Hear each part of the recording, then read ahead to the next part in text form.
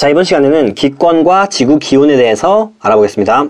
기권의 층상 구조에 대해서 알아볼 건데, 기권은 대기로 구성이 되어 있어요. 지구를 둘러싸고 있는 기체, 즉 공기를 대기라고 한다. 그래서 이 기권은 대기권이라고도 부르고, 지구 표면을 둘러싸고 있는 대기를 이제 기권이라고 한다. 대기가 어떻게 분포가 되어 있냐면 지표부터 높이 약 1000km까지 분포가 되어 있는데, 높이 올라갈수록 공기가 희박해진다고 하죠. 이 이유가 왜 그럴까요? 바로 중력 때문이에요. 지구가 있으면은 지구는 엄청나게 큰 질량 덩어리예요. 그리고 공기도 입자이기 때문에 다 질량을 갖고 있어요. 그러면은 이 엄청나게 큰 질량 덩어리인 지구가 공기도 잡아당긴다는 거예요.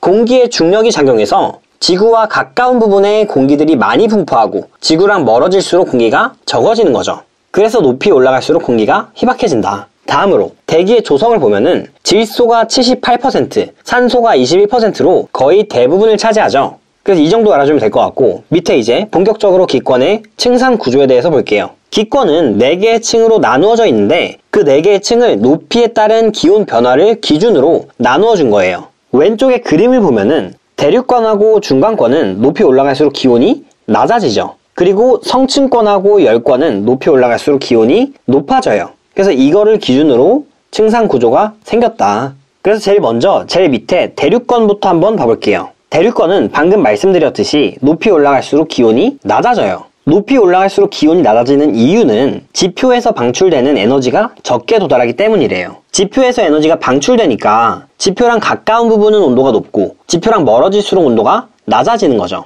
그리고 높이 올라갈수록 기온이 낮아지기 때문에 대류라는 현상이 나타나게 돼요. 대류는 되게 중요한 개념이기 때문에 한번 제대로 이해를 해보면 좋을 것 같아요. 일단 먼저 알아야 될 게 따뜻한 공기는 위로 올라간다는 사실이에요. 그리고 차가운 공기는 밑으로 내려온다는 거예요. 왜 그러냐면 따뜻한 공기는 밀도가 낮아요. 밀도가 낮기 때문에 위로 뜨는 거고, 차가운 공기는 밀도가 높아요. 그래서 아래로 가라앉는다. 그렇다면 만약에 따뜻한 공기가 아래에 있고 차가운 공기가 위에 있으면 어떻게 될까요? 따뜻한 공기는 위로 올라오려고 하고 차가운 공기는 밑으로 내려가려고 하겠죠. 이런 상황을 보고 우리는 불안정하다고 해요. 계속 막 움직임이 생기죠. 그렇기 때문에 불안정하다. 그리고 따뜻한 공기가 위로 가고 차가운 공기가 아래로 갈 때 바로 대류가 일어나요. 그래서 이 공기들이 계속 섞일 수 있는 거죠. 반대로 따뜻한 공기가 위에 있고 차가운 공기가 아래에 있다면 이 공간은 되게 안정적인 공간이에요. 그래서 대류가 일어나지 않는 거죠. 그리고 다시 개념으로 돌아가서 대륙권과 그 위의 성층권 사이에는 대륙권 계면이 있어요. 중간에 경계면이 있다 정도로 알아주면 될 것 같고, 다음으로 성층권을 볼게요. 높이 11km에서 50km 지점까지이고 높이 올라갈수록 기온이 높아져요. 높이 올라갈수록 기온이 높아지기 때문에 오른쪽에 필기해 놓은 것처럼 차가운 공기가 아래에 있고 따뜻한 공기가 위에 있죠. 그래서 안정하기 때문에 대류가 일어나지 않는다. 그리고 높이 올라갈수록 기온이 높은 이유는 무엇이냐면 바로 오존층 때문이에요. 오존층에서 자외선을 흡수해요. 성층권에는 왼쪽 그림에 보이는 것처럼 아랫부분에 뭉쳐있는 이 오존층 말고도 윗부분에도 오존이 어느 정도 있는데요. 그런 오존들이 자외선을 흡수해서 높이 올라갈수록 기온이 높아진다. 그리고 성층권과 그 위의 중간권 사이에는 성층권 계면이 존재하고, 중간권을 보면은 중간권은 높이 50km에서 80km까지죠. 이 구역에서는 높이 올라갈수록 기온이 낮아져요. 그래서 대류가 일어난다. 그리고 높이 올라갈수록 기온이 낮아지는 이유는 지표에서 방출되는 에너지가 여기까지는 도달을 하는데 위로 올라갈수록 적게 도달하기 때문이에요. 그리고 위에 중간권과 열권 사이에는 중간권 계면이 있고, 열권은 높이가 80에서 1000km까지에 해당한다. 그리고 높이 올라갈수록 기온이 높아지고, 그 이유는 열권으로 가면은 태양과 조금 가까워지기 때문에 태양 에너지에 의해서 직접 가열되기 때문이다. 그래서 높이 있는 부분이 당연히 가열이 잘 되겠죠. 그런데 오른쪽에 그림을 보면은 성층권에 오존이 존재하지 않을 경우에 대한 높이별 기온 그래프가 있어요. 원래는 성층권에 존재하는 오존 때문에 오존이 자외선을 흡수해서 이런 식으로 그래프가 생겼었는데, 만약에 성층권에 오존이 없다면 이 그래프가 아니라 그냥 이런 식으로 생기게 된다는 거죠. 왜냐면 온도 변화에 영향을 주는 요인은 지표와 가까이 있을 때는 지표에서 방출되는 에너지 때문이고, 윗부분에서는 태양에 의해서 직접 가열되는 것 때문이죠. 그래서 이 두 가지 요소밖에 없기 때문에 성층권이 없다면 이런 그래프를 띠게 된다. 다음 페이지로 넘어갈게요. 이제 기권 각 층의 특징을 조금 더 자세히 볼게요. 일단 열권을 볼게요. 열권에는 공기가 매우 희박해요. 왜냐면 중력 때문에 거의 지표면과 가까운 부분에 공기가 많이 존재한다 했죠. 그런데 공기의 역할이 뭐가 있냐면 열을 보존하는 역할이 있어요. 그런데 열권은 공기가 희박하기 때문에 열을 보존하는 능력이 떨어져요. 그렇기 때문에 낮과 밤의 기온차가 크다. 또 다른 특징으로는 고위도 지방에서 오로라가 나타나기도 한다. 오른쪽 그림에 보이는 것처럼 오로라가 보일 수 있다. 그 다음으로 인공위성의 궤도로 이용된다. 열권에는 공기가 별로 없기 때문에 공기와의 마찰을 피할 수 있어요. 그렇기 때문에 궤도로 이용할 수 있다. 다음으로 중간권을 볼게요. 중간권은 대기가 불안정하죠. 그래서 대류가 일어난다. 왜냐면 따뜻한 공기가 아래에 있고 차가운 공기가 위에 있기 때문이죠. 그리고 수증기가 거의 없어서 기상현상은 나타나지 않는다. 수증기는 대류권엔 존재하지만 중간권에는 없다. 그리고 중간권 계면 부근에서 최저기온이 나타난다. 그리고 상부에서 유성이 관측되기도 한다. 유성은 별똥별이라고 생각하면 되는데 거의 대부분 중간권에서 대기랑 마찰을 하면서 타들어가서 없어져요. 그리고 다음으로 성층권. 대기가 안정해서 대류가 일어나지 않는다. 성층권의 하부는 장거리 비행기의 항로로 이용된다. 높이 20에서 30km 구간에서 오존층이 존재한다. 그리고 이 오존층은 자외선을 흡수한다. 다음으로 대류권. 공기의 대부분이 대류권에 모여있다. 대기가 불안정하여 대류가 활발하게 일어난다. 계속 말했듯이 따뜻한 공기가 아래에 있고 차가운 공기가 위에 있기 때문에 밀도가 낮은 따뜻한 공기는 위로 가려 하고 밀도가 높은 차가운 공기는 아래로 간다 했죠. 그리고 대류권에는 수증기가 존재하기 때문에 구름도 만들어지고 눈, 비 등의 기상현상이 나타난다. 다음 페이지로 넘어갈게요.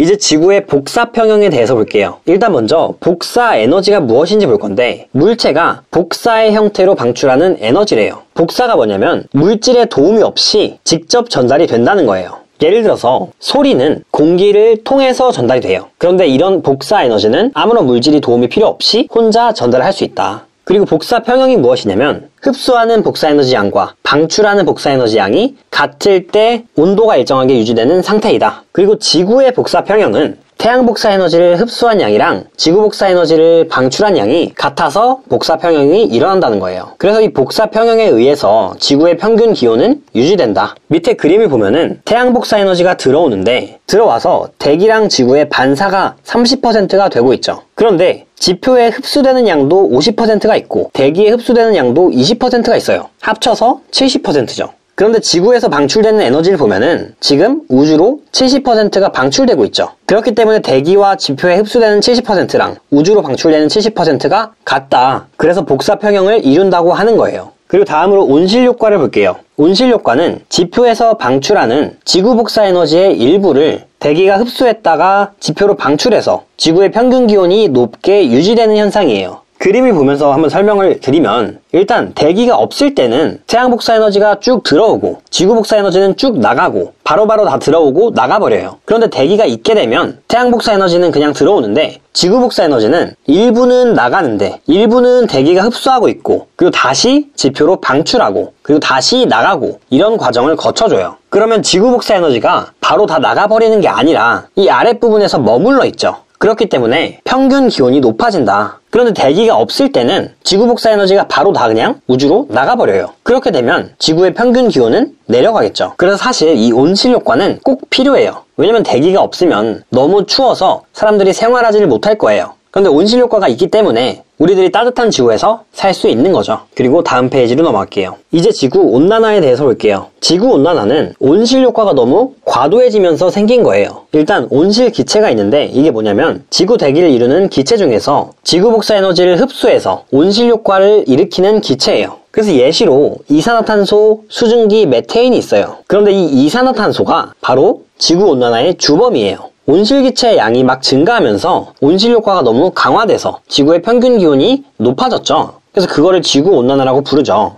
대기 중에 이산화탄소 농도와 지구의 평균 기온 변화를 한번 살펴봤더니 연도가 증가할수록 대기 중 이산화탄소 농도의 양은 꾸준히 증가해 왔어요. 그리고 그것에 따라서 지구의 평균 기온도 마찬가지로 쭉 계속 상승을 했다는 거예요. 그래서 이산화탄소의 농도와 지구의 평균 기온은 비례한다고 보면 돼요. 그리고 이 이산화탄소 농도 증가의 원인은 무엇이냐면 바로 화석연료의 사용이죠. 화석연료 사용을 너무 많이 하게 되면서 이 이산화탄소의 농도가 계속해서 증가했다. 그래서 지구온난화의 영향이 무엇이 있냐면 빙하의 면적이 감소했죠. 그리고 해수면은 상승하게 됐죠. 그래서 육지 면적도 감소하게 되고 폭염, 홍수 등도 나타났다. 이 지구온난화를 방지하기 위해서는 온실기체 배출량을 줄여야겠죠. 그리고 산림을 보존하고 확대하면 될 것이다.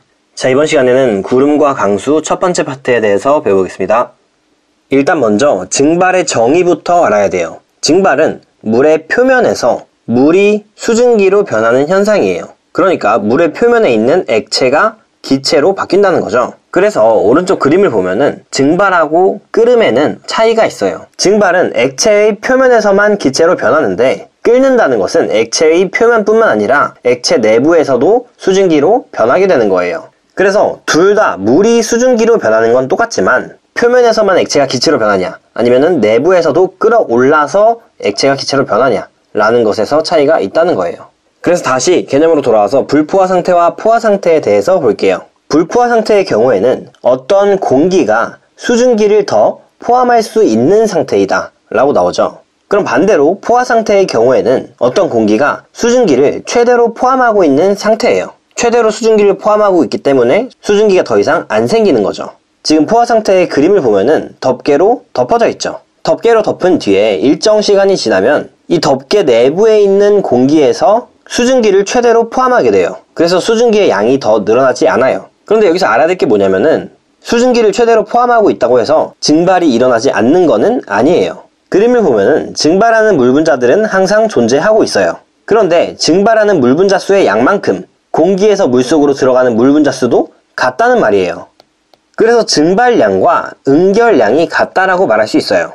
증발은 액체가 기체로 변하는 거고 응결은 기체가 액체로 변하는 거죠. 그래서 액체가 기체로 변하는 만큼 기체도 액체로 변한다. 그렇기 때문에 물의 양이 줄어들지 않는다고 하는 거예요. 근데 왼쪽에 반대로 불포화 상태를 보면은 증발하는 물 분자의 양에 비해서 공기에서 들어오는 물 분자 수가 적은 거죠. 지금 어떠한 덮개로 씌워져 있지 않고 용기가 아주 많은 공기와 접해 있죠. 그렇기 때문에 액체는 계속해서 증발할 수 있는 거예요. 이 넓은 공기에 포함된 수증기의 양이 많지 않기 때문에 응결량은 적은 거예요. 그래서 증발량이 응결량보다 더 많다. 그리고 증발을 계속 더 많이 하다 보니까 물의 양은 줄어들 수밖에 없다 라고 알아주면 될 것 같아요. 밑에 이제 똑같은 그림인데 물의 증발과 포화를 보면은 열린 공간에 비커에다가 물을 따라 놓은 그림과 덮개를 씌워 놓은 그림은 완전히 다르죠. 열린 공간에서는 물은 계속해서 증발하고 물의 높이는 점점 낮아지고 결국에 비어있는 상태가 되죠. 그런데 나는 물의 높이가 낮아지다가 어느 정도 시간이 지나면 더 이상 변하지 않는다. 그 이유는 이 덮개 안에 있는 공기의 양이 정해져 있기 때문에 여기에 일정량의 수증기가 생기면 증발량과 응결량이 같아져서 포화 상태가 된다는 거죠. 그래서 일정한 양의 공기에는 포함할 수 있는 수증기의 양이 한계가 있다 라고 알아주면 좋을 것 같아요. 다음 페이지로 넘어갈게요. 이제 포화 수증기량에 대해서 조금 더 자세히 볼게요. 포화 수증기량은 포화 상태의 공기 1kg에 들어있는 수증기의 양을 g으로 나타낸 것이다. 예를 들어서 포화 수증기량이 14.7g/kg이면 1kg의 공기에 14.7g만큼의 수증기가 들어갈 수 있다는 거죠. 그래서 이런 식으로 읽어주면 돼요. 기온과 포화 수증기량의 관계를 볼게요. 기온이 높을수록 포화 수증기량이 많아진다라고 나오죠. 그래서 아래에 나오는 그래프를 볼게요. X축이 기온이고 Y축이 수증기 양이죠. 그리고 중간에 포화 수증기량 곡선이 있어요. 기온이 높아질수록 포화 수증기량이 더 높아지는 모습을 볼 수가 있어요. 그래서 그래프를 읽어보면 기온이 30도일 때는 포화 수증기량이 27.1g이죠. 그리고 기온이 20도일 때는 포화 수증기량이 14.7g이에요.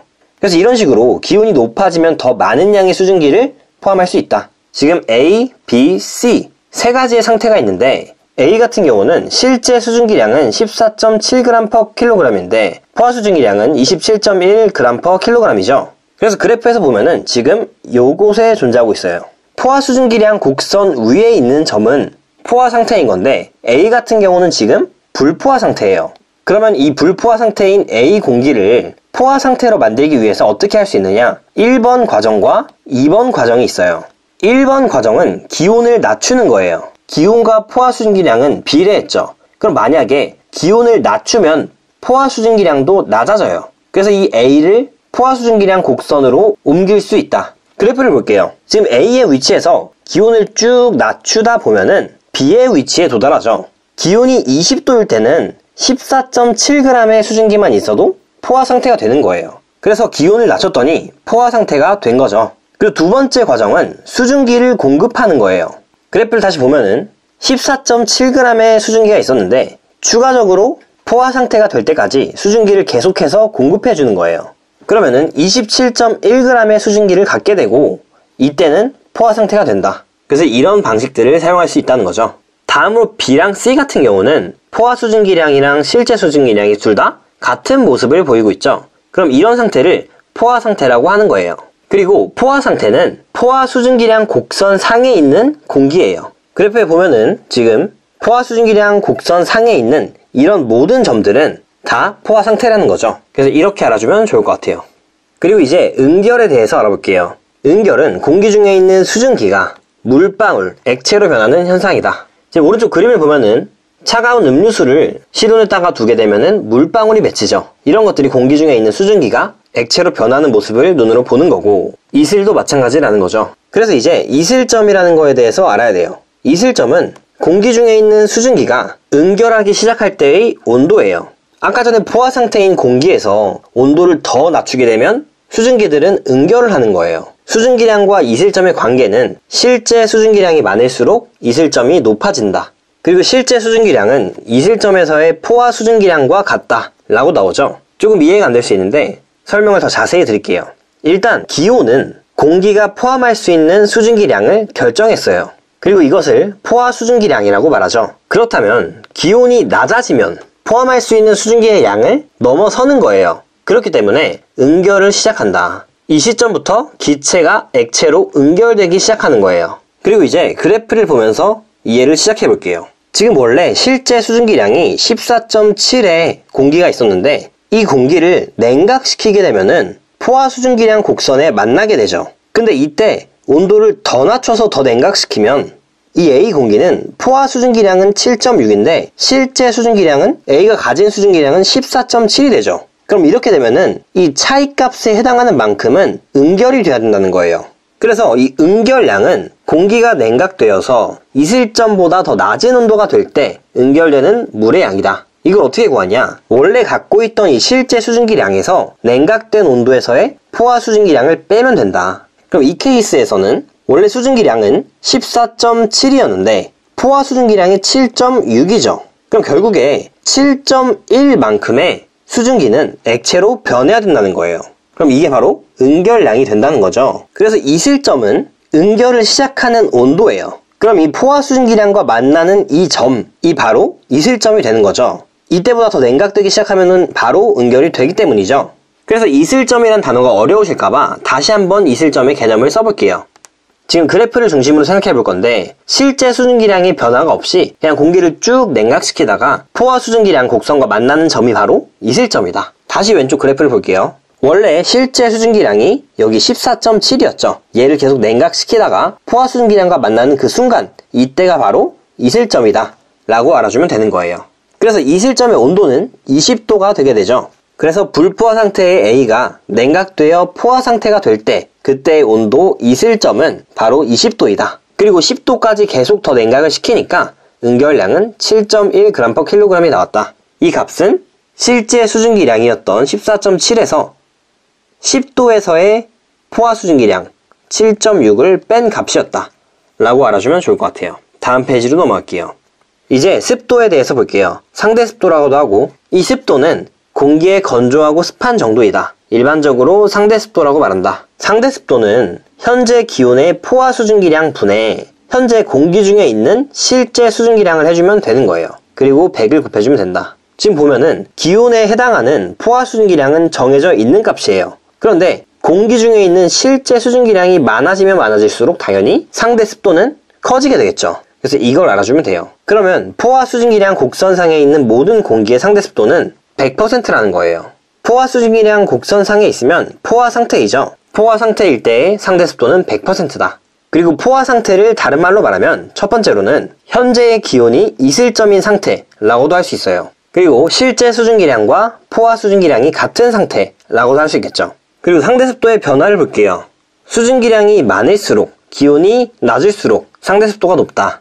지금 오른쪽에 그림을 보면은 기온이 일정할 때의 경우에는 실제 수증기량이 많으면은 당연히 상대 습도가 높겠죠. 왼쪽 그림에는 5.5g만큼의 수증기가 있고 오른쪽 그림에는 13.6g만큼의 수증기가 있어요. 그럼 상대 습도는 당연히 실제 수증기량이 많은 오른쪽이 높다. 다음으로 수증기량이 일정할 때는 기온이 낮을수록 상대 습도가 높다. 둘 다 7.0g의 수증기량을 갖고 있는데 10g에서 10도씨일 때가 포화 수증기량이 적으니까 포화 상태에 가까운 거는 왼쪽이죠.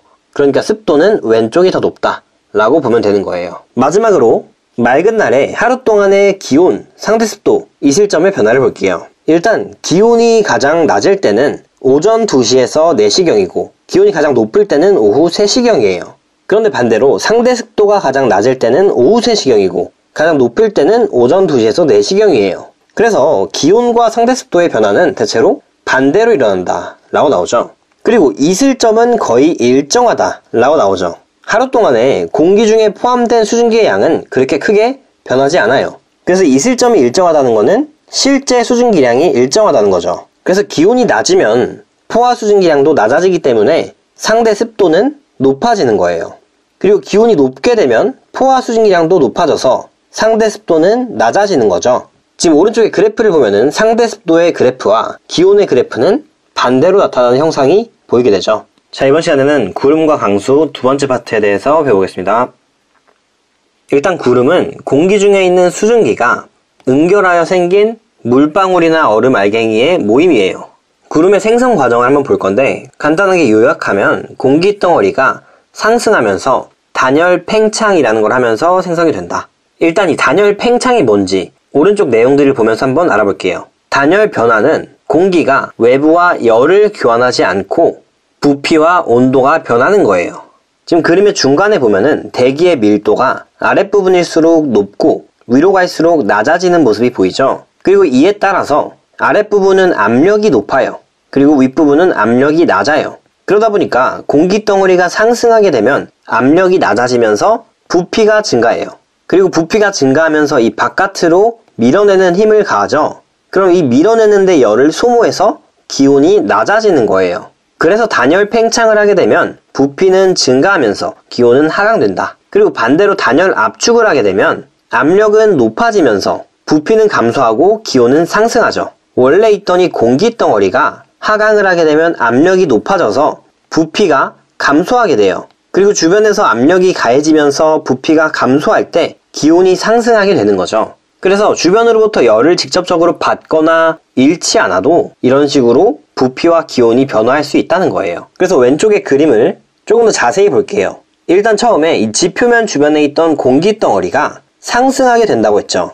공기 덩어리가 상승하면 주변 공기의 압력이 낮아지므로 이 공기 덩어리가 팽창한다. 높이 올라갈수록 대기압은 낮아지게 돼요. 그림을 그려서 설명해 드릴게요. 대기압은 지표면 위에 있는 공기 덩어리가 지표면을 누르는 힘이에요. 그런데 높이 올라가게 되면은 위에 있는 공기 덩어리의 양이 작아지죠. 그러니까 왼쪽에는 수많은 공기 덩어리가 누르고 있고 아랫부분일수록 공기의 밀도도 높고 그래서 압력이 높은 거예요. 근데 위로 올라가게 되면은 이제 공기 덩어리의 양도 적어져서 압력이 낮아지는 거죠. 위에 있는 공기 덩어리가 아래를 누르는데 이 공기의 양 자체가 줄어들었다. 그러니까 압력은 작아진다. 그래서 공기의 압력이 낮아져서 이 공기 덩어리는 팽창하게 된다. 이게 바로 단열 팽창인 거죠. 그래서 그 단열 팽창의 영향으로 기온은 하강합니다. 아까 말씀드렸듯이 주변의 공기를 밀어내는데 열을 소모하여 기온이 낮아지게 돼요. 기온이 낮아지게 되다 보면은 어느 순간 이슬점에 도달하게 돼요. 응결을 시작하는 시점이죠. 그래서 이제 수증기가 막 응결을 하게 되고 그런 수증기들이 막 모여서 생긴 작은 물방울이나 아니면 얼음 알갱이들이 모여서 구름이 된다. 이런 과정을 거쳐서 구름을 생성한다는 거죠. 그래서 아래를 보면은 구름이 생성되는 경우들이 나오는데 공기가 일단 상승하는 경우에 구름이 생성되겠죠. 일단 첫 번째 경우를 보면은 지표의 일부분이 강하게 가열될 때 구름이 생긴대요. 강하게 가열되면 공기가 따뜻해지겠죠. 근데 이 따뜻한 공기는 밀도가 낮아요. 따뜻한 공기는 밀도가 낮기 때문에 이 밀도 낮은 공기들은 위로 상승할 수 있는 거죠.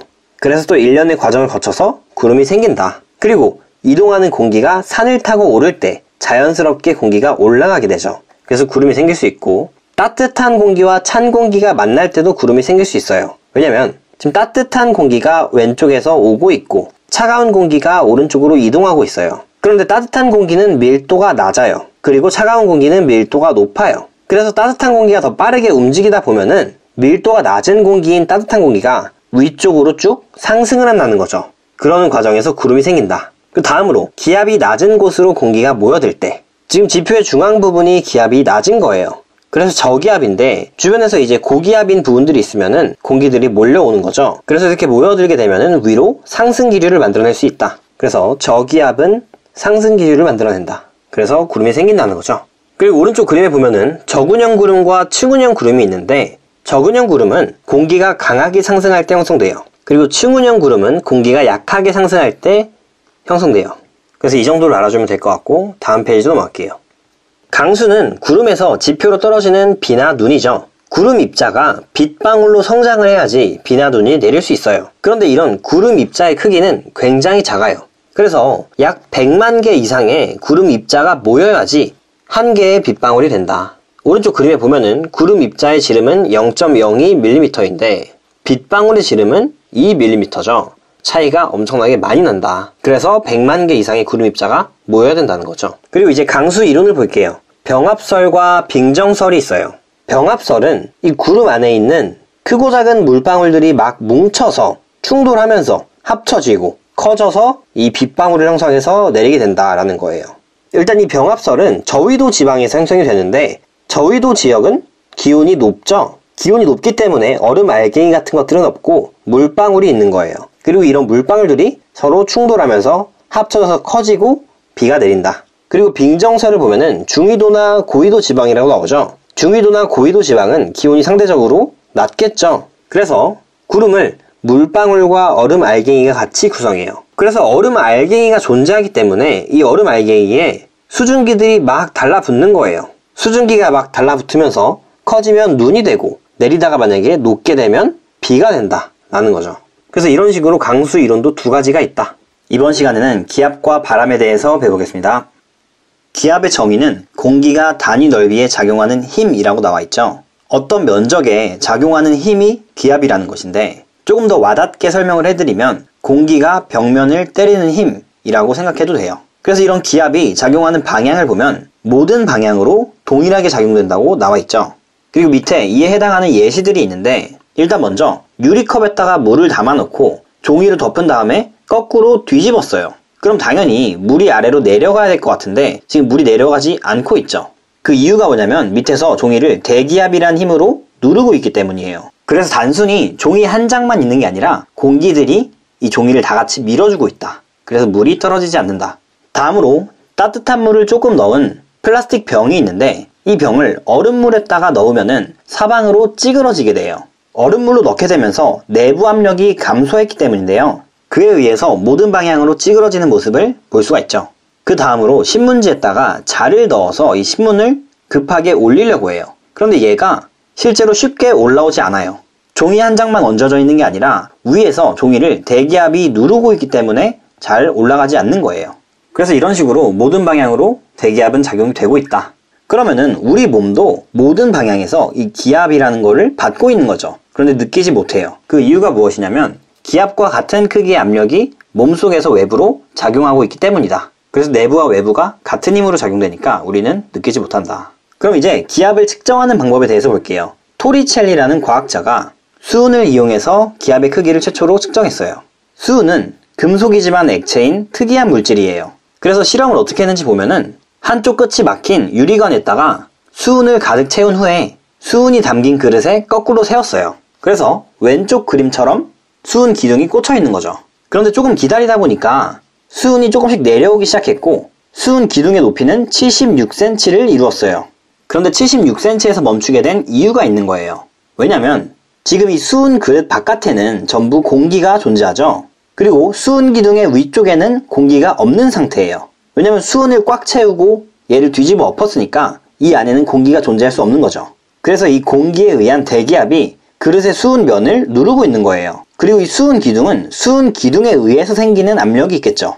대기압에 의한 힘은 수은 기둥을 위로 밀어내는 방향으로 작용하고 수은 기둥의 압력은 밑으로 내려가는 방향으로 압력을 작용하는 거예요. 그래서 이 두 가지 힘이 같아졌을 때가 수은이 멈추는 지점인 거죠. 그런데 항상 이 수은은 76cm에서 멈췄어요. 그러면은 대기압은 수은 기둥이 76cm일 때랑 힘이 똑같구나 라는 거를 알 수 있는 거죠. 그래서 이런 식으로 수은을 이용해서 기압의 크기를 최초로 측정했다. 만약에 대기압이 더 강해진다면 수은 기둥의 압력도 더 강해져야 되니까 수은 기둥의 높이도 더 높아지겠죠. 그리고 이 수은 기둥을 기울이든 아니면은 기둥의 굵기를 굵게 하든 수은 기둥의 높이는 변하지 않아요. 기압은 병의 기울기나 병의 굵기에 영향을 받지 않기 때문에 항상 76cm가 맞춰진다. 그리고 다음 페이지로 넘어갈게요. 기압의 단위로는 세 가지를 사용하는데 첫 번째로는 헥토파스칼이랑 그리고 기압, 센티미터 Hg. 얘는 이게 수은인데 수은의 센티미터, 수은의 기둥이 몇 센티미터이냐 라는 단위인 거죠. 그래서 1기압의 크기는 아까 전에 수은 기둥의 높이 76cm에 해당하는 공기의 압력이었죠. 그래서 1기압은 76cm Hg랑 같고 얘를 헥토파스칼로 나타내면 1013 정도이고 물기둥의 압력으로 나타내면 약 10m 정도의 물기둥의 압력이다. 다음으로 기압의 변화를 볼게요. 기압은 장소와 시간에 따라서 변해요. 왜냐면 이 기압이라는 거는 공기가 만들어내는 압력인데 공기는 계속 움직이기 때문에 측정 장소와 시간에 따라서 변하겠죠. 그리고 높이에 따라서도 변해요. 높이 올라갈수록 공기의 양이 감소하게 돼요. 그래서 기압이 낮아진다. 이게 왜 그런지 한번 이 그림을 보면서 보면은 기압이라는 거는 특정 면적 위에 있는 공기 덩어리들이 누르는 힘이에요. 그런데 높은 산에 올라가게 되면은 위에 있는 공기 덩어리의 양이 줄어들죠. 그러면 공기의 양 자체가 줄어들었으니까 공기가 누르는 힘도 작아지는 거죠. 그리고 공기는 지표면과 가까울수록 밀도가 높아요. 그래서 밑에 부분에 많이 몰려 있는데 높은 산으로 가게 되면 위에 있는 공기들은 밀도도 조금 작아지기 때문에 공기에 의한 힘이 작아지는 거죠. 그래서 높이 올라가면 기압은 낮아진다. 기압은 공기덩어리가 지표를 누르는 힘이구나 라고 간단하게 생각하면 될 것 같아요. 그리고 지금 지표에 있는 수은 기둥은 높이가 꽤나 높은 상태인데 높은 산에 있는 수은 기둥은 높이가 되게 낮아졌죠. 기압이 낮아졌기 때문에 이 수은 기둥의 높이도 낮아졌다. 그리고 똑같은 풍선인데 지표에 있는 풍선은 부피가 작고 높은 산에 있는 풍선은 부피가 커졌죠. 주변의 압력이 작아지면서 부피가 커진 거예요. 그래서 왼쪽 그래프도 봐보면은 높이에 따른 공기의 밀도가 나와 있어요. 높이가 낮은 부분일수록 공기의 밀도가 높은 모습이 보이죠. 그래서 높이가 올라가면 공기의 양은 줄어든다. 그리고 그에 따라서 기압은 낮아진다. 가운데 있는 그림도 보면은 높이가 변함에 따라서 이 기압이 되게 급속도로 바뀌게 되죠. 지표면에서는 1000 정도 헥토파스칼의 기압이었는데 한 12.5km 정도 위로 올라오게 되면 기압이 한 200 정도로 되게 많이 낮아져요. 그래서 이 이유는 위에 있는 공기의 양이 줄어들어서 누르는 힘이 작아졌기 때문이다. 다음 페이지 넘어갈게요. 이제 바람이 나오죠. 바람의 원인은 기압에 있어요. 기압이 높은 곳에서 낮은 곳으로 수평 방향으로 이동하게 되면 그게 바람이 되는 거예요. 그래서 바람이 부는 원인은 두 지점의 기압 차이에 의해서 발생하고 이런 기압 차이는 지표면의 가열과 냉각에 의해서 기온 차이가 생기게 돼서 기압 차이도 발생한다. 왼쪽 그림을 보면은 왼쪽에 있는 지표가 가열이 됐어요. 가열이 되면은 공기의 밀도가 낮아져요. 가열이 돼서 공기가 막 활발해져서 밀도가 낮아지는 거죠. 근데 밀도가 낮아지면 공기는 상승을 하게 됩니다. 그래서 공기가 상승하는 모습이 보이고 있고 또 이 공기의 상승은 기압을 낮게 만들어요. 이것도 한번 설명을 해드릴게요. 아까 전에 기압은 위에 있는 이 공기 덩어리가 지표면을 누르는 힘이라고 했죠. 그런데 만약에 공기가 상승하면은 이 위에 있는 공기 덩어리가 지표면을 누르는 힘을 방해하겠죠. 그럼 조금 더 약하게 누르게 되는 거예요. 그래서 기압이 낮아진다. 그리고 반대로 오른쪽은 지표가 냉각됐어요. 지표가 냉각되면 공기의 밀도가 커져요. 그리고 밀도가 커지면 공기는 밑으로 하강하겠죠. 공기가 밑으로 하강하게 되면 지표를 누르는 힘을 더 크게 만들어주겠죠. 그래서 기압이 커진다. 그래서 저기압은 상승 기류를 만들고 고기압은 하강 기류를 만들어요. 저기압에서는 막 계속 공기가 올라가고 고기압에서는 공기가 막 계속 내려오죠. 그럼 자동으로 바람은 내려오는 곳에서 올라가는 쪽으로 불겠죠. 그래서 바람이 고기압에서 저기압으로 부는 거예요. 단순히 외우기보단 이 원리를 제대로 한번 이해를 해보는 것을 추천드릴게요. 그리고 다음 페이지로 넘어갈게요. 이제 해류풍에 대해서 배울게요. 해류풍은 해안에서 하루를 주기로 풍향이 바뀌는 바람이에요. 일단 육지는 바다보다 더 빨리 가열되고 빨리 냉각된다는 특성이 있어요. 육지가 바다에 비해서 온도 변화가 크다는 거죠. 그래서 온도 차이가 나게 되면 기압 차이가 난다 했죠. 그래서 기압 차이에 의해서 바람이 불게 된다. 일단 낮에는 해풍이 불어요. 바다에서 바람이 불어오는 거예요. 일단 먼저 기온을 봐야 돼요. 육지는 바다보다 빨리 가열된다 했어요. 낮이 될 때 태양의 영향을 받아서 육지가 빨리 가열돼서 온도가 높은 거죠. 온도가 높다 보니까 상승 기류를 만들고 바다는 하강 기류를 만들어요. 그래서 바다 쪽은 고기압이 되고 육지 쪽은 저기압이 되죠. 기압이 바다 쪽이 더 높으니까 바람은 고기압에서 저기압으로 분다. 그리고 밤에는 육풍이 불어요. 육지에서 불어오는 바람이에요. 밤이 되면 해가 없어지고 추워지기 시작하는데 바다는 온도 변화가 느려요. 그래서 낮에 모아둔 태양 에너지를 보존하면서 온도가 느리게 변화하는 거예요. 그래서 밤에는 바다의 온도가 더 높은 거죠. 바다의 온도가 더 높으니까 공기들의 밀도가 낮아져서 위로 상승하게 되죠. 그리고 저기압을 만들어요. 육지는 온도가 낮아서 하강 기류를 만들고 고기압이 되는 거죠. 그리고 바람은 고기압에서 저기압으로 부니까 육지에서 바람이 불어오는 거예요. 그리고 이제 계절풍을 볼게요. 계절풍은 대륙과 해양 사이에서 1년을 주기로 풍향이 바뀌는 바람이다.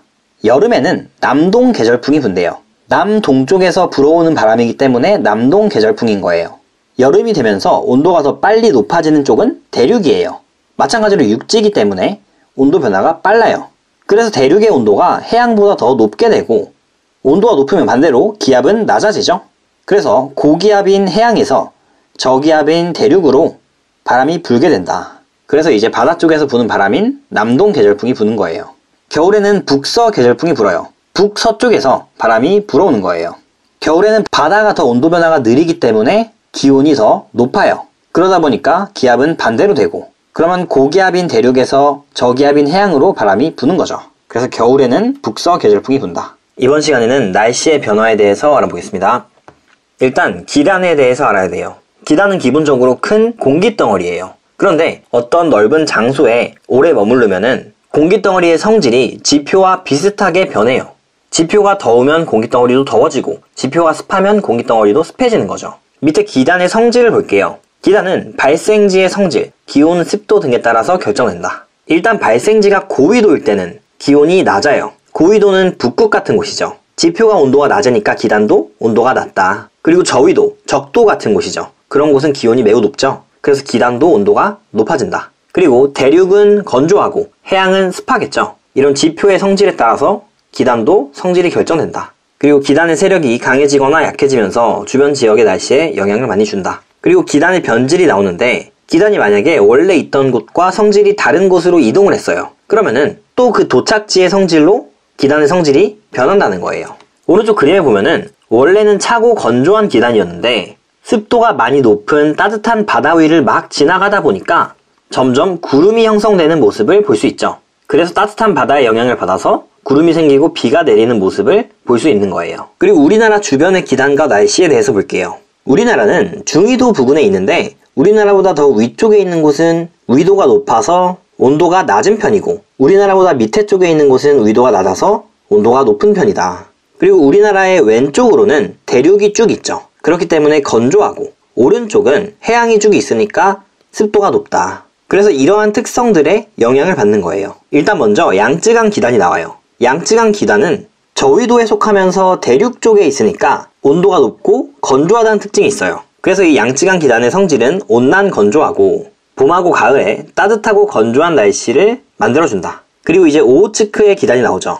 오호츠크의 기단은 고위도에 있으면서 바다 쪽에 있으니까 온도가 낮으면서 습도가 높아요. 그리고 우리나라에는 초여름에 영향을 준다. 그래서 초여름에 동쪽에서 온도가 낮고 습한 기단이 몰려와요. 그러면은 우리나라에서는 동해안 쪽은 특히 서늘하고 습한 날씨를 겪을 수 있는 거예요. 그리고 다음으로 북태평양 기단을 볼게요. 북태평양 기단은 저위도 바다 쪽에 존재하죠. 그래서 온도가 높고 습도가 높다. 그리고 여름에 영향을 준다. 북태평양 기단의 영향을 받아서 우리나라의 여름은 무덥고 습하기까지 하죠. 그리고 폭염 열대야도 나타난다. 마지막으로 시베리아 기단은 고위도에 있고 육지 쪽에 있어요. 그래서 온도가 낮고 건조한 특성을 갖고 있다. 그리고 겨울에 영향을 미친다. 겨울에 춥고 건조한 날씨가 나오는 이유가 시베리아 기단 때문이다 라고 알면 돼요. 다음 페이지 넘어갈게요. 그리고 전선면이 나오고 있어요. 성질이 다른 두 기단이 만나서 경계면을 만든 거예요. 지금 그림에 보면은 왼쪽에서는 찬 공기가 오고 있고 오른쪽에서는 따뜻한 공기가 오고 있어요. 근데 이 찬 공기는 온도가 낮으니까 밀도가 높겠죠. 그리고 따뜻한 공기는 온도가 높으니까 밀도가 낮아요. 그래서 이 공기의 이동을 보면은 찬 공기는 오른쪽으로 오면서 밑에 쪽으로 들어가는 거고 따뜻한 공기는 왼쪽으로 가는데 위쪽으로 올라가는 거예요. 밀도가 낮으니까 위쪽으로 올라간다. 그래서 그러면서 이 찬 공기랑 따뜻한 공기가 만나는 지점에 전선면이 형성되는 거죠. 그래서 경계면에 해당한다. 다음으로는 전선이 있어요. 전선은 전선면이 지표면하고 만나는 경계선이에요.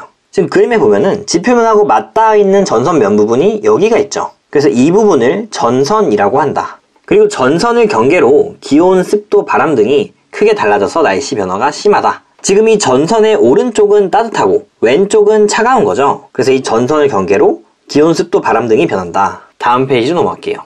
이제 전선의 종류를 볼게요. 먼저 한랭전선과 온난전선을 볼 건데 그 전에 전선의 기호를 짧게 한번 보고 갈게요. 일단 한랭전선 같은 경우는 차가운 바람이 밑에서 위로 올라갈 때 이 차가운 바람의 방향대로 이런 식으로 세모 모양으로 표시를 하게 돼요.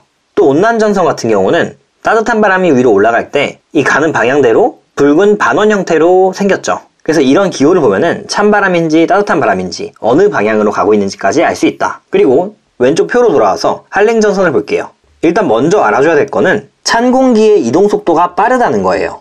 그림을 보면은 왼쪽에서 찬 공기가 막 오른쪽으로 이동하고 있죠.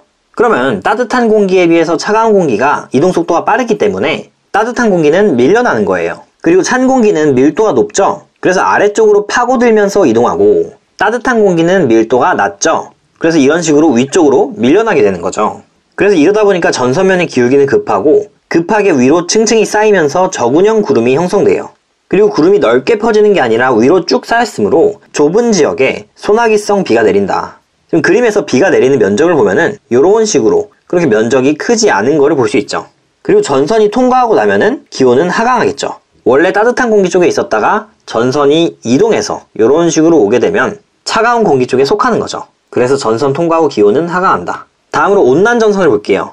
찬 공기는 밀도가 높고 이동 속도가 빨랐어요. 그래서 오른쪽으로 쭉 이동하고 있는데 따뜻한 공기가 뒤에서 따라오고 있죠. 그런데 속도도 느리고 밀도도 낮으니까 그냥 원만하게 위쪽으로 어느 정도 평평하게 올라가는 거예요. 그래서 전선면의 기울기가 완만해졌고 구름은 이렇게 평평하게 올라가면서 되게 넓게 퍼지는 층운형 구름이 생겨요. 구름이 넓게 퍼졌다 보니까 이 비가 내리는 면적은 되게 커졌죠. 그리고 따뜻한 공기는 이동 속도가 느리기 때문에 이 전선의 이동 속도도 느리다. 전선을 통과하게 되면은 원래 찬 공기에 있다가 따뜻한 공기가 오니까 기온은 상승하겠죠. 그리고 다음으로 폐색전선을 볼게요. 폐색전선은 한랭전선하고 온난전선이 두 개가 있는데 한랭전선의 속도가 빠른 것 때문에 생기는 전선이에요. 지금 보면은 한랭전선이 이쪽에 있고 온난전선이 이쪽에 있죠. 그런데 찬 공기의 이동 속도가 더 빠르다 했죠. 그래서 한랭전선이 계속 다가갑니다. 그래서 중앙의 그림에 보면은 이런 식으로 두 개의 전선이 겹쳐졌어요. 그래서 이럴 때 폐색전선이 형성됐다 라고 말하는 거죠. 그리고 결국 찬 공기가 이동 속도가 더 빠르니까 이 폐색전선은 소멸되게 됩니다. 둘 다 같은 방향으로 가고 있지만 찬 공기가 더 속도가 빨라서 생기는 현상이에요. 그래서 전선의 기호를 봐도 이런 식으로 합쳐져 있는 모습을 볼 수 있죠. 이 세모와 반원의 방향대로 전선은 이동하는 거라 했죠. 그래서 둘 다 이쪽으로 이동을 하고 있다. 그런데 겹쳐졌을 때가 폐색전선이다. 다음으로는 정체전선이 있어요. 정체전선은 세력이 비슷한 두 기단이 한 곳에 오래 머무르며 생기는 전선이에요. 우리나라의 장마전선이 이런 식인데 위쪽에서는 찬 공기가 막 오고 있고 밑쪽에서는 따뜻한 공기가 올라가고 있어요. 그런데 이 두 개의 전선이 반대 방향으로 가고 있는데 전선의 세력이 비슷한 거예요. 전선이 갖고 있는 힘이 비슷해서 기단끼리 서로 밀어내지 못하고 머무르게 되는 거예요. 그래서 이렇게 되면 정체전선이 생길 수 있다. 전선의 방향도 반대로 나와 있는 거를 볼 수 있죠. 이거는 전선의 이동 방향이 다르기 때문에 이런 식으로 나타난다. 다음 페이지 넘어갈게요. 고기압과 저기압에 대해서 좀 자세히 봐볼게요. 일단 고기압은 주위보다 기압이 높은 곳이고 저기압은 기압이 낮은 곳이죠. 그리고 북반구를 기준으로 바람이 시계 방향으로 불어나간다 라는 것도 알아줘야 돼요. 지금 보면은 지표 쪽에서 시계 방향으로 바람이 불어나가는 모습을 볼 수 있죠. 그리고 저기압 같은 경우는 시계 반대 방향으로 불어 들어간다. 여기서는 시계 반대 방향으로 바람이 불어 들어가는 것을 볼 수 있죠. 그리고 기압이 높으면 하강 기류를 만들어내고 하강 기류에 의해서 공기들이 부족해지니까 주변에서 공기가 들어오는 모습도 볼 수 있죠. 그런데 구름은 생기지 않아요. 구름이 생기려면 수증기들이 위쪽으로 올라와야 돼요. 그런데 하강 기류가 생기면은 수증기들이 위쪽으로 올라올 수가 없겠죠. 그렇기 때문에 구름이 생기지 않고 맑은 날씨이다. 그리고 저기압에서는 반대로 공기들이 위쪽으로 올라와요. 그럼 수증기들도 위쪽으로 막 올라올 수 있겠죠. 그러면서 이제 구름을 형성한다. 날씨도 흐려지고 비도 내릴 수 있고 눈도 내릴 수 있는 거죠. 그리고 이제 온대 저기압을 볼게요. 온대 저기압은 중위도 지방에서 북쪽의 찬 기단과 남쪽의 따뜻한 기단이 만나면서 발생한다. 밑에 그림을 보면은 중심에 저기압 부분이 있고 한랭전선과 온난전선이 보이죠. 그리고 편서풍에 의해서 이런 전선들은 서쪽에서 동쪽으로 이동하고 있어요. 그럼 이때 각각의 지역의 특성에 대해서 알아야 돼요. 지금 온대 저기압의 이 부분을 그림으로 보여준 게 이 파트예요. 한랭전선의 바로 뒤에 있는 C, 여기 C가 지금 밑에서 여기 있는 거고, 이 전선 사이 중간에 있는 B가 여기 있는 거고, 온난전선의 바로 앞에 있는 A가 여기 있는 거죠. 그럼 각각의 지역의 특성에 대해서 알아야 돼요. 이런 특징들은 아까 전에 한랭전선, 온난전선 배울 때의 특징과 똑같아요. 한랭전선 바로 뒤에 있는 C지역 같은 경우는 찬 기단이 있는 곳이니까 기온은 낮고 바람은 북서풍이 불고 있어요. 지금 오른쪽 그림을 다시 보면은 저기압을 중심으로 시계 반대 방향으로 바람들이 불어 들어가고 있죠. 그리고 C지역에서는 바람이 북서쪽에서 불어오는 것을 볼 수 있어요. 그렇기 때문에 북서풍이다. 그리고 한랭전선 바로 뒤에 있으니까 저근형 구름이고, 저근형 구름에 의해서 좁은 지역에 소나기성 비가 내린다. 다음으로 가운데 있는 B 같은 경우는 따뜻한 공기에 있으니까 기온은 높고 풍향은 남서풍. 그림을 보면은 남서쪽에서 바람이 불어오죠. 그래서 남서풍이 불고 날씨는 맑다. 지금 구름이 생기는 영역에 있지 않죠. 그래서 날씨는 맑다. 그리고 A지점, 온난전선의 앞쪽에 있는 곳 같은 경우는 찬 공기에 의해서 기온은 낮고 A지역 같은 경우는 바람이 남동쪽에서 불어오죠. 그래서 남동풍이 분다. 온난전선에 의해서 충은형 구름이 생기고 넓은 지역에 지속적인 비가 내린다. 이 정도로 알아주면 좋을 것 같아요. 다음 페이지 넘어갈게요.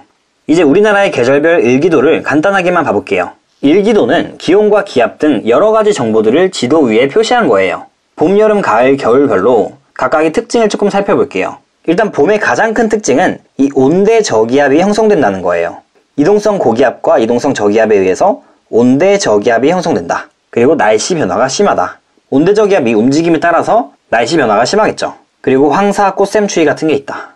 그리고 다음으로 여름철을 보면은 남고 북저형 기압 배치를 갖는다.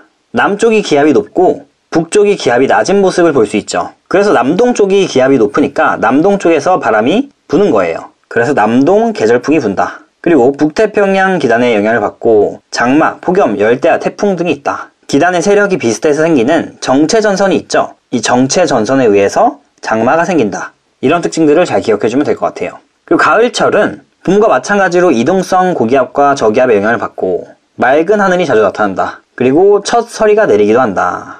봄하고 가을이 좀 헷갈릴 수도 있는데 가장 쉽게 구분할 수 있는 방법은 봄에 나타나는 온대 저기압이에요. 온대 저기압이 있으면 무조건 봄이다. 그리고 겨울철을 볼게요. 겨울철은 서고 동저형 기압 배치를 갖고 있어요. 서쪽의 기압이 높고 동쪽의 기압이 낮은 모습을 보이죠. 그리고 이 북서쪽의 기압이 높으니까 북서 계절풍이 불어요. 북서 계절풍이 분다. 그리고 시베리아 기단의 영향을 받고 한파와 폭설 등이 나타난다.